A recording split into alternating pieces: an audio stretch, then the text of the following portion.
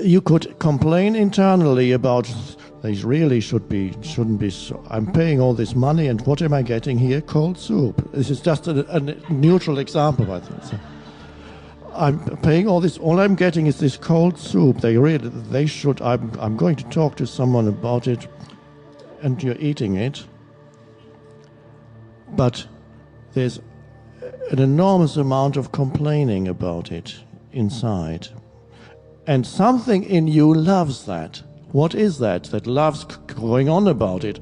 And if you can find somebody you can talk to, who can agree with you, you can energize each other mutually. Did you taste that soup too? Wasn't it dreadful? Oh, yeah, absolutely dreadful. Now, a very different thing is taking it to the kitchen and say, oh, the soup is cold, would you mind heating it up again, please? No problem. You're not even complaining. You're simply stating a fact. You're not going, if you go to the kitchen and say, how dare you save me this cold soup? You are in a state of resistance to what is, because what is the cold soup. And you can substitute anything in your life. And there are far worse things than cold soup.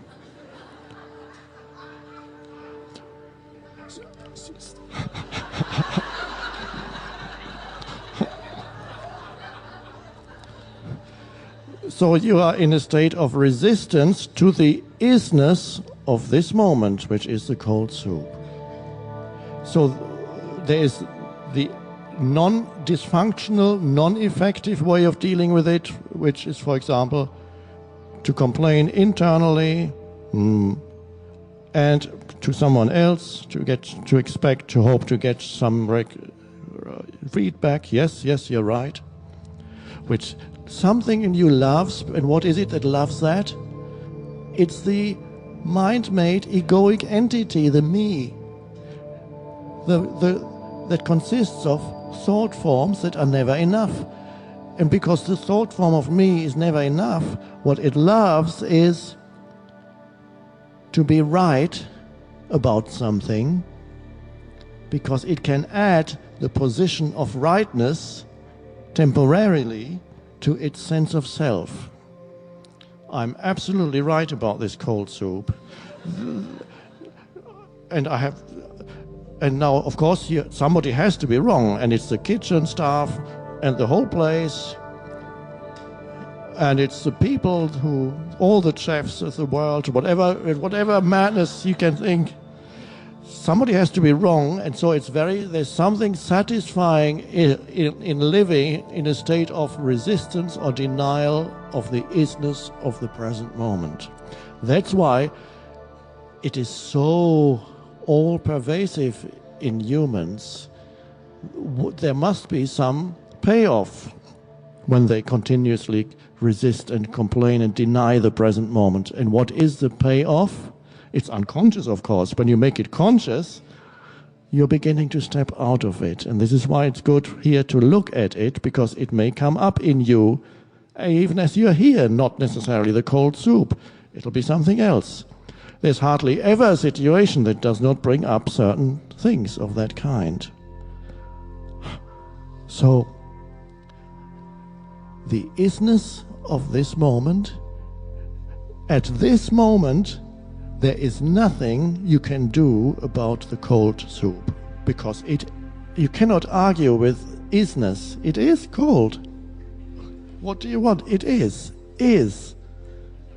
So that is what is your relationship then to the isness of this moment? You reject, you say, this is how it is, it's cold. Then of course you have a choice, you're free, you can eat the cold soup and say, that tastes okay too. Or you can say, it doesn't taste good, but I'm eating it anyway. Or you can take it to the kitchen, say, could you please heat up this soup, it's cold. Without falling into the delusion that you are right and somebody else is wrong, and attempting to strengthen your sense of self by making someone wrong. How dare you? You personalize the whole thing when you do that. How dare you serve me this cold soup? Me?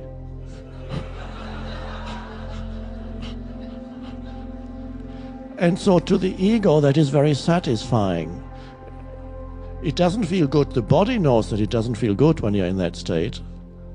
The body, if you could examine the physiological things that accompany that state, you would see that it affects the blood circulation, it affects the heart, it affects your breathing, it affects the entire energy field of your body, which is contracted. And now imagine humans living most of their lives in such states of denial. What that does to the body also. That's just a small thing compared to what it does to their well-being. My God. So watch out for the things that would usually create a response of resistance. And see if you can allow this moment to be whatever form it takes, whether you can recognize the isness as something that it would be mad to argue with. And if anything needs to be changed about the isness of this moment, very effective action arises out of the state of non-resistance. Far more powerful, far more effective than any action that comes out of the state of denial or resistance of the present moment.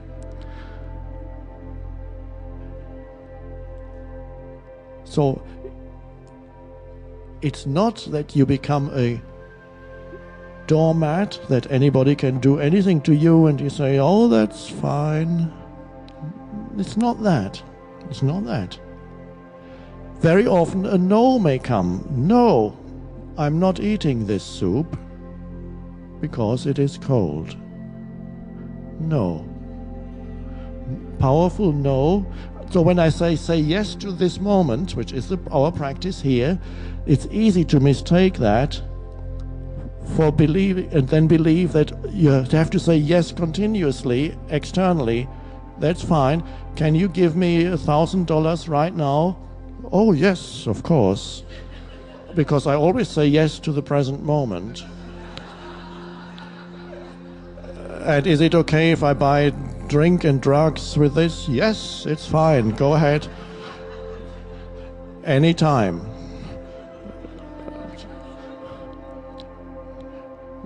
Or somebody stops, you're waiting for the bus, somebody stops, you can smell the alcohol and says, you want to ride? Do you say yes because you say always yes to the present moment? No. You say, no, thank you. What you don't say is, how dare you offer me a ride? You're completely drunk. You should.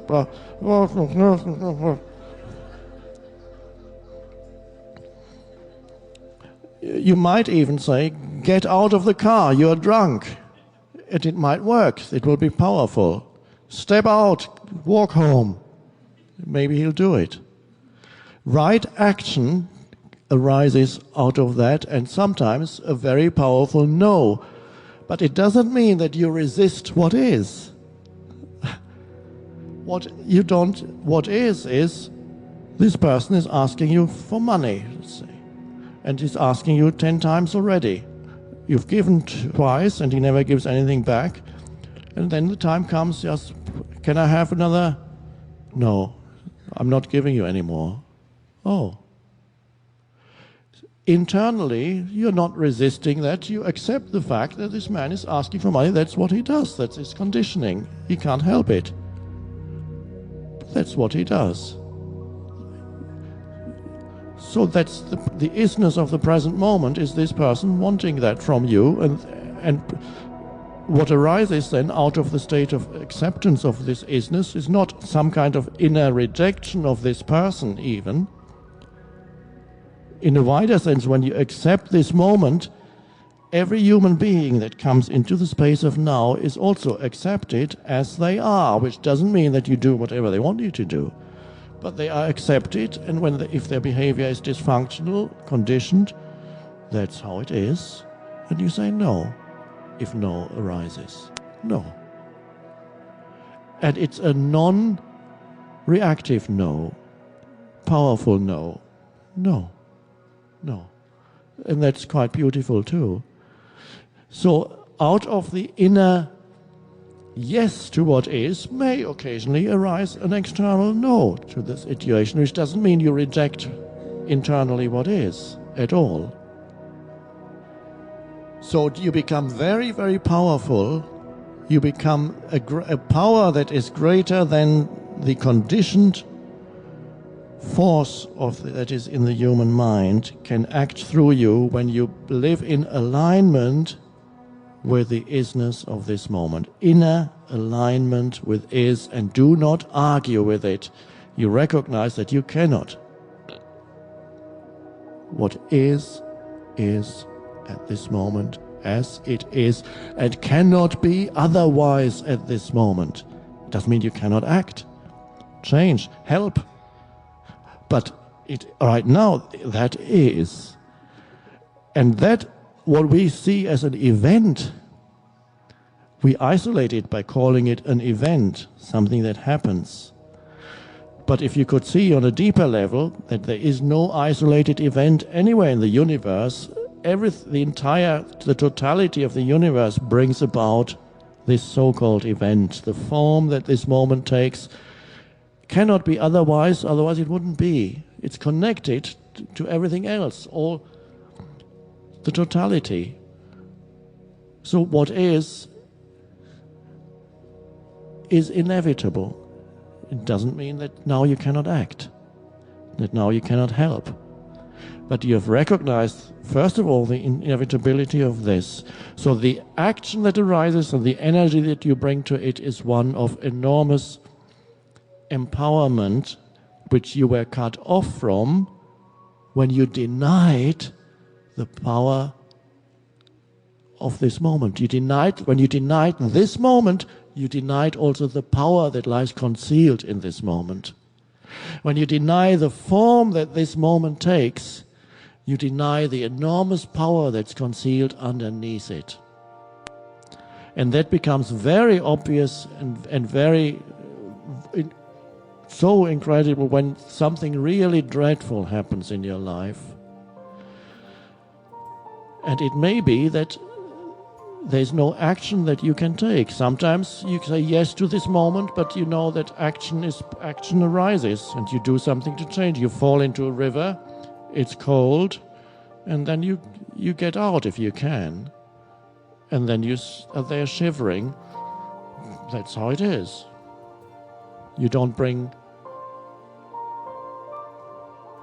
a whole level of psychological suffering onto it. It's enough to be cold and shivering. Why do you need to suffer on top of that?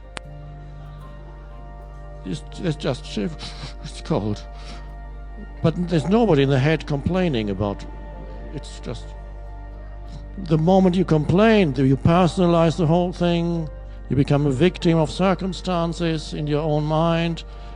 You become somebody who needs to be right as against circumstances. And you strengthen the whole dysfunction. And what kind of action can arise out of that? Further dysfunctional action. It's called karma.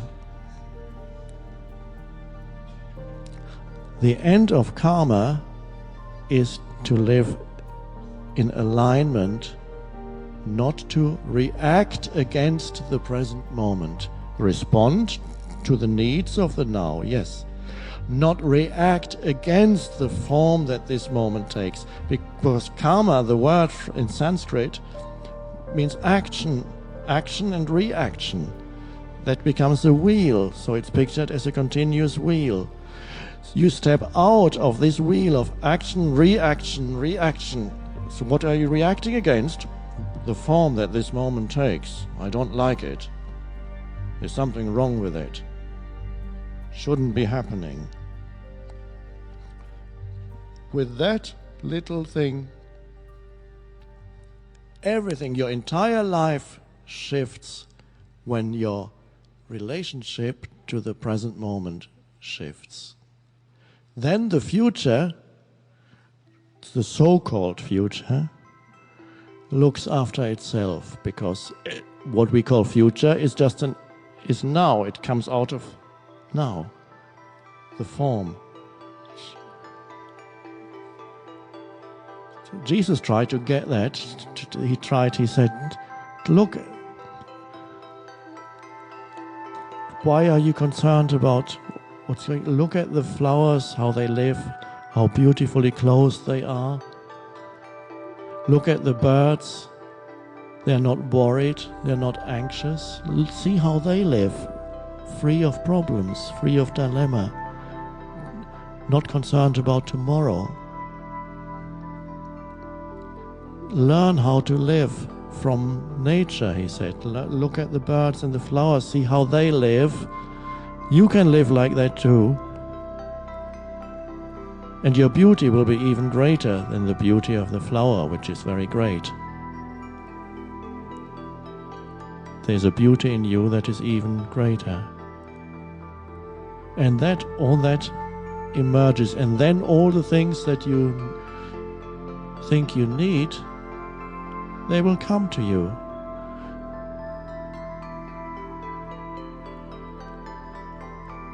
The morrow, in the old translation of the New Testament, it says, the morrow will take care of the things for itself. When you live in such a way, that comes first. So people get this wrong. They think, okay, the morrow will take care of everything. Not unless you live in alignment with now. Then your life unfolds. There is an intelligence that comes into your life through you, and out of that also affects the external circumstances of your life, and it even affects your life situation, the dilemma and the problems. Not that a certain amount of change will ever disappear. Things will come and things will leave you. Things will come into your life and things will dissolve. That must continue in the world of form. But that can unfold much more harmoniously when you live in alignment with is. And so that's our practice here. Many of you are already practicing. You try it out here. It requires alertness. It requires you to be alert to see what your relationship is to the present moment, at this moment. So you need a certain degree of alertness is needed.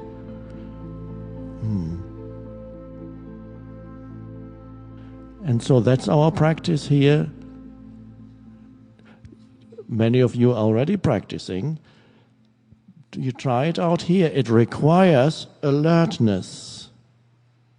It requires you to be alert to see what your relationship is to the present moment, at this moment. So you need a certain degree of alertness is needed. And so it also implies that your sense perceptions will become sharpened, because very often you will find yourself looking and listening with greater intensity, greater clarity, as you walk from here to there, as you sit, lie, stand. And the amazing thing is, when you no longer deny this, the isness of now,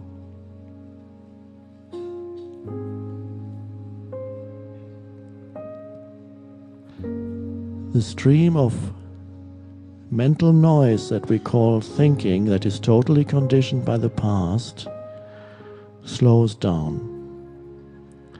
And you may encounter spaces of pure, alert, aware presence. You may find yourself looking at a tree or a flower or the sky in a state of simple, alert clarity. And you are so aligned with this beautiful moment that there is no need to add something to it by labeling it mentally in any way or interpreting it in any way. Nothing is needed, nothing needs to be added to the incredible aliveness, the incredible beauty that's already here. And before you couldn't see it because you could only see it through very obscurely through some screen of that thinking screen. And then you might walk through nature and say, oh, there's a pretty flower, and the mind goes on. Oh, look at that tree. It must be an oak tree. I wonder how old it is. Yes. And then on to the next. And this is so. The cessation of the involuntary stream of thinking that most people are totally trapped in comes with the yes to what is. You don't need to say, okay, I have to stop my mind. That usually doesn't work. Occasionally, people who are in extreme agony of suffering, occasionally that can stop your mind. But unfortunately, that's not your case. So we have to make do with what we have here.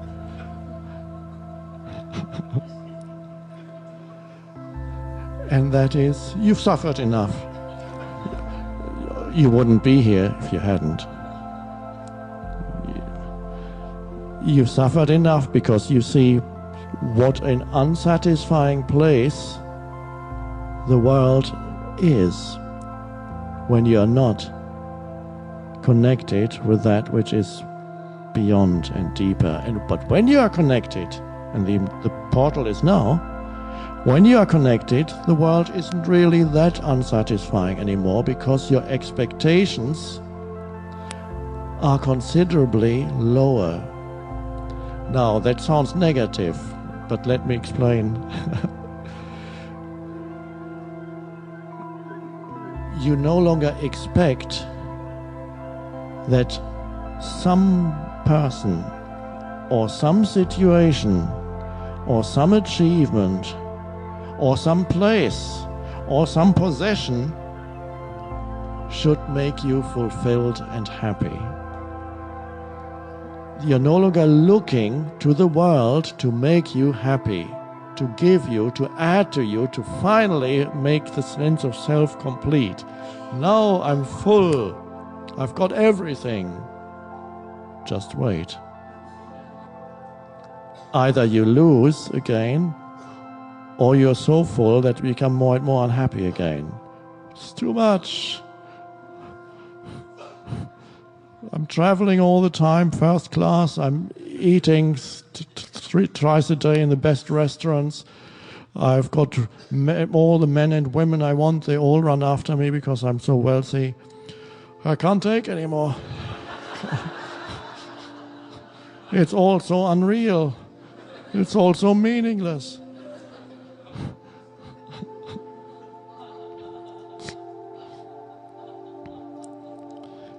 So when you you no longer expect the world to make you happy. With the world means what I've just listed: possession, place, person, to fulfill you. Please make me happy.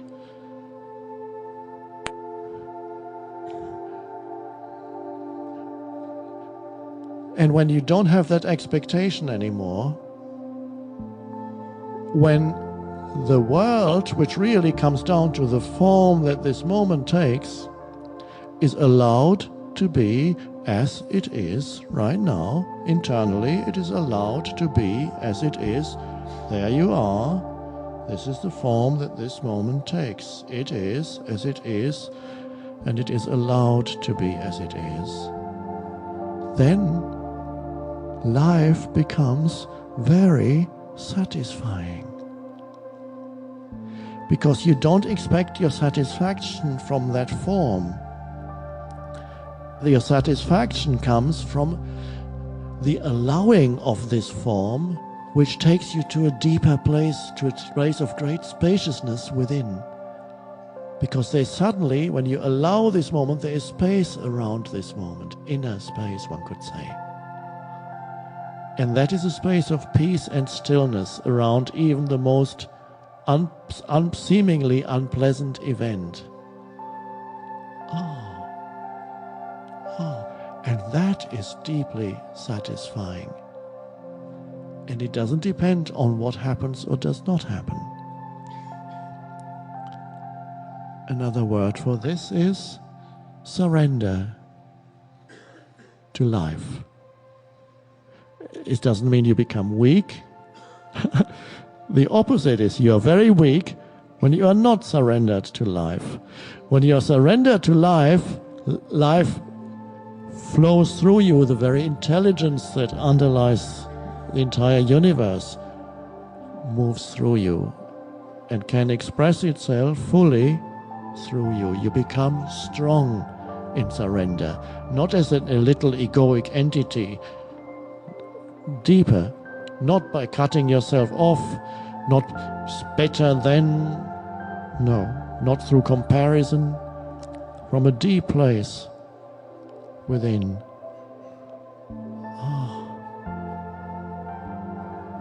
So there is another way to live. A shift is possible, not only possible, it has become absolutely necessary for humanity to step out of the collective dysfunction of the human mind. And that's why we are here, and why this teaching, so-called teaching, which isn't a teaching really that comes to you from the outside, it arises from within. If it were not arising already from within you, you wouldn't be here. It's as if you were listening to the truth being spoken from within you. That's really how it is. And you recognize the truth. It's so obvious. When you look at the dysfunction, it's so obvious. Denying